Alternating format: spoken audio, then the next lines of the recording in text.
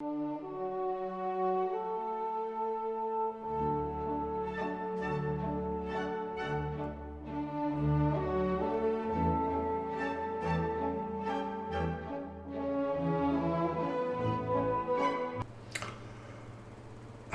it's Dr. Ken Gilman speaking, and I'm going to just talk briefly today about depressive illness, because it's a difficult problem, one I think that's continued to be misunderstood by doctors and often in the literature as well, over the whole of my professional lifetime, which started in the mid-1970s. The first really important thing to understand is that no matter how hard science has tried to define what the characteristics of those illnesses are that respond to drugs as opposed to environmental manipulations, people's situation, psychological approaches, CBT, etc., etc. No matter how hard science has tried to do that, the degree of success has been slight, modest, minuscule even, some might say. And sadly, I think that the American DSM, Diagnostic and Statistical Manual, has been a negative influence on all of this over most of my professional lifetime. So, what's it all about? The first principle to understand is that because it's a heterogeneous condition, i.e. made up of many different things. Homogeneous, same, heterogeneous, lots of different things. It's a heterogeneous condition because it can't be defined. We can't accurately define what's the difference between distress and upset at one's situation and so on, and circumstances, and what is a true biological illness. And indeed, there may not even be a clear dividing line. And the important consequence of that is for all of the opinions and scientific studies that are done, they may be tapping into different samples and therefore getting different results. One of the eminent American doctors on the expert group only a few days ago reminded me that in America anybody can refer themselves to a specialist. So the sample of depressed patients that's seen by a doctor in practice there, whether they're in private practice or in some sort of state facility or something, is likely to be completely different to the sample that I saw as a practitioner here in Australia and in the UK. Because the system in the UK, of course, is everybody must have a primary care doctor. You can't have medical care without having a GP, a general practitioner, primary care doctor. And it's up to him to act as the gateway for referring you for whatever investigations and other specialist opinions that you need. And essentially the system in Australia is the same as that. You can't go and see a specialist without a referral from a primary care GP doctor. And I think that's quite right. I think the American system is ridiculous. Although there were some subtle differences here in Australia in terms of private practice and the state-run hospitals, and it was all a bit different from state to state. Nevertheless, in essence, the system was much the same. And although I was in so-called private practice, it was actually subsidised by the government, and people had to come via a GP. So that meant that the sample of depressed patients I saw were patients who GPs had failed to manage to deal with themselves. And of course most GPs would try quite hard to treat people themselves before referring them on to a specialist. And then of course, because they had the freedom to refer to whoever they liked, whether it was a psychologist, social worker, or a psychiatrist of one persuasion or another, again, there was some sort of filtering system. So a doctor like me that had a reputation for treating severe biological depressions and only using drugs and not giving psychological therapy would very likely get a different set of referrals to another psychiatrist who was really acting more like a psychologist than a psychiatrist. He might have given drugs, but mostly what he was doing was psychological treatment, not drug treatment. And that makes a huge difference to the question that I frequently get asked, what proportion of patients that you give MAOIs to get a response? And the answer is, it's not a question you can answer because of those things I've just explained. So that's very important to understand.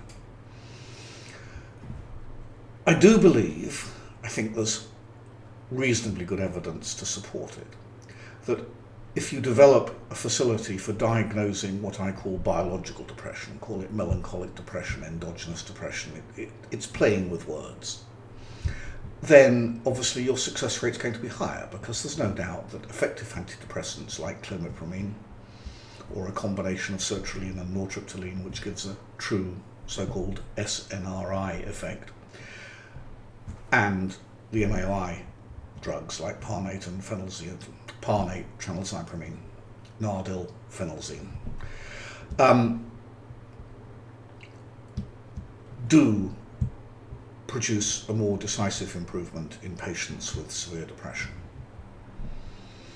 So I started my career dealing exclusively with very severely depressed patients in a highly specialised unit in London. We used to take tertiary referrals from other teaching hospitals and from abroad as well. So I started off my career dealing with a sample of severely depressed patients. And because of that, I think I started off early having a rather more focused sense of what constitutes severe depression. And that's what I want to get into right away. So first of all, remember that exactly what proportion of patients I succeeded in treating with drugs X, Y, or Z might be different to somebody in America who's dealing with a different sample.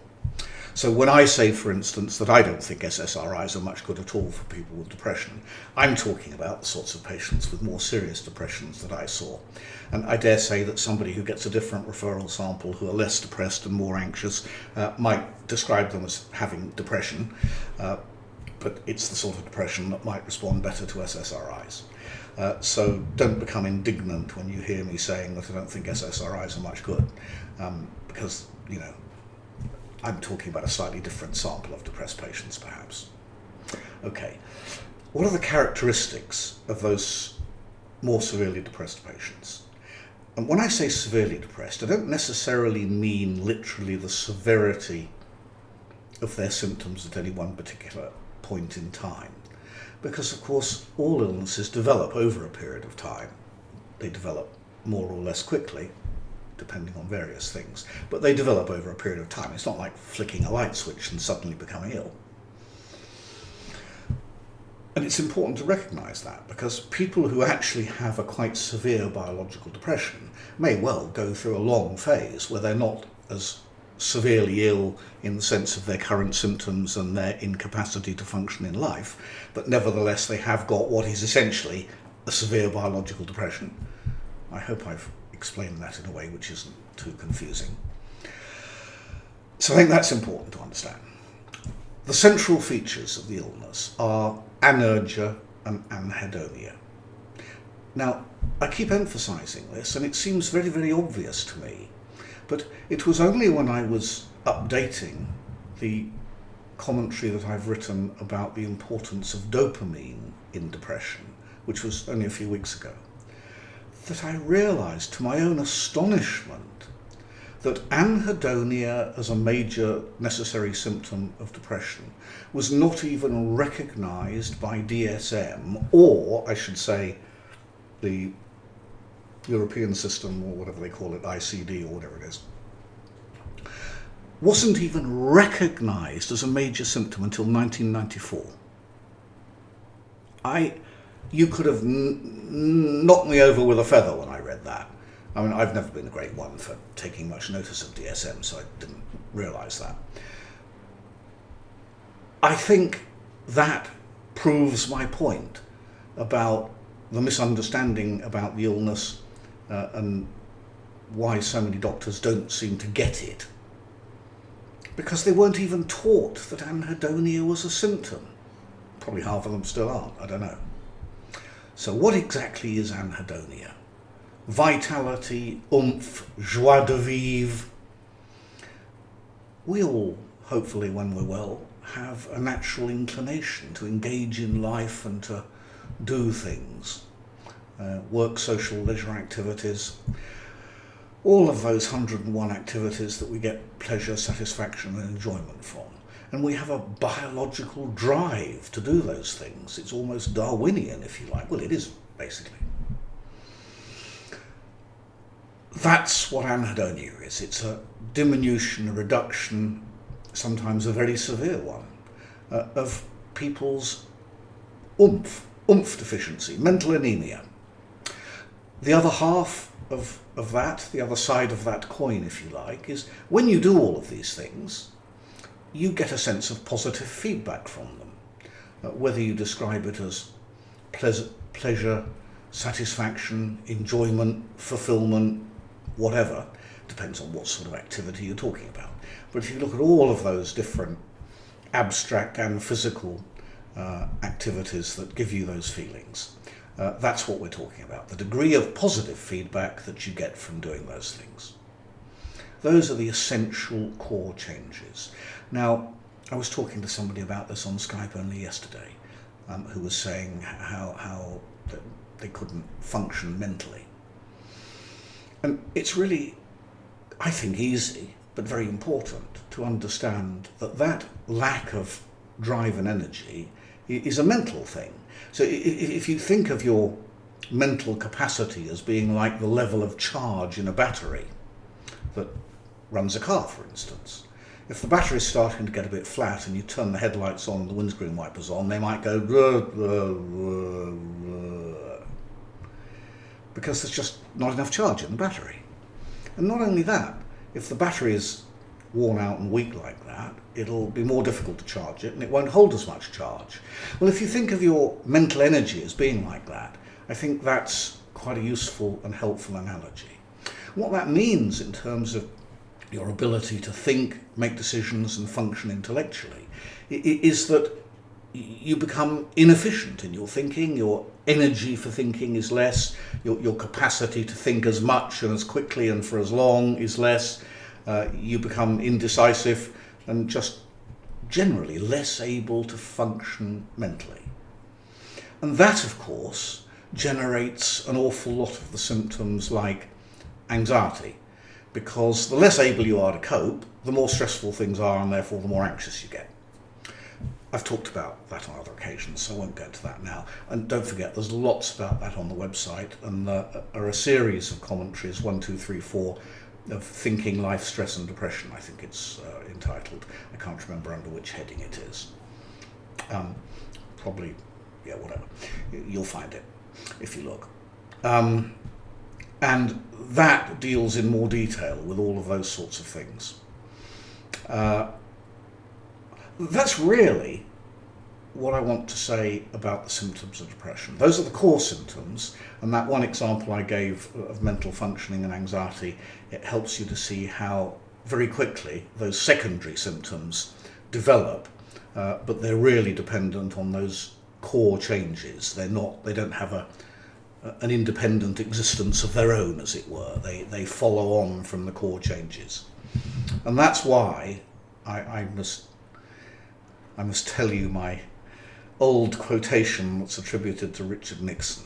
I used to say to people when I was seeing them, I don't care about your symptoms.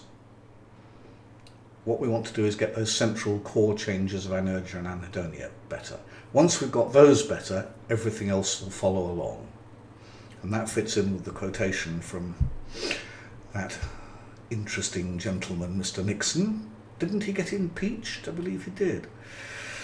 Pity he was the only one. Anyway, he once is supposed to have said, I think it was in connection with the Vietnam War and changing people's opinion about it. He said, when you've got them by the balls, their hearts and minds are sure to follow. And I think it was one of his publicity people who came out with that. I don't think he actually said it, but it was attributed to him. When you've got them by the balls, their hearts and minds are sure to follow. And I used to say to people, think of that, and that's the essence of the illness. You get the anergia and anhedonia better, and if they're getting decisively better, then almost all of those other symptoms will follow along behind.